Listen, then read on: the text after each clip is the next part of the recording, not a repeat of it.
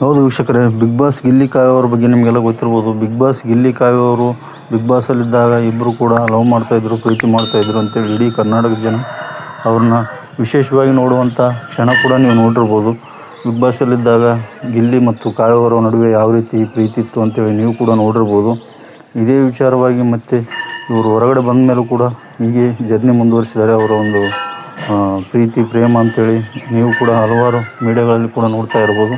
ಇಂಥ ಒಂದು ಸಂದರ್ಭದಲ್ಲಿ ನಿನ್ನೆ ಒಂದು ಕಾವ್ಯ ಅವರು ಸ್ಟೇಟ್ಮೆಂಟ್ ಕೊಡ್ತಾರೆ. ಏನಂತಂದರೆ, ಕಾವ್ಯ ಅವರು ಒಂದಿಷ್ಟು ಹೇಳಿಕೆಗಳನ್ನು ಕೊಡ್ತಾರೆ ಸ್ಟೇಜ್ ಮೇಲಿದ್ದಾಗ.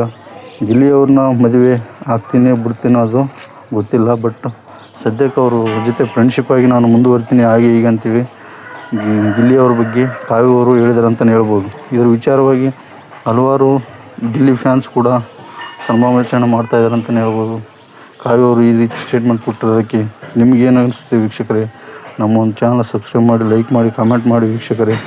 ಗಿಲ್ಲಿ ಮತ್ತು ಕಾವ್ಯ ಅವರು ಮದುವೆ ಆಗಬೇಕಾ ಬೇಡ ಅನ್ನೋದನ್ನು ಕಾಮೆಂಟ್ ಮಾಡಿ. ಗಿಲ್ಲಿ ಅವರು ಕಾವ್ಯ ಅವರ ಫ್ರೆಂಡ್ಶಿಪ್ ಯಾವ ರೀತಿ ಇದೆ ಅಂತ ಕಾಮೆಂಟ್ ಮಾಡಿ ವೀಕ್ಷಕರೇ. ನಮಸ್ಕಾರ ವೀಕ್ಷಕರೇ.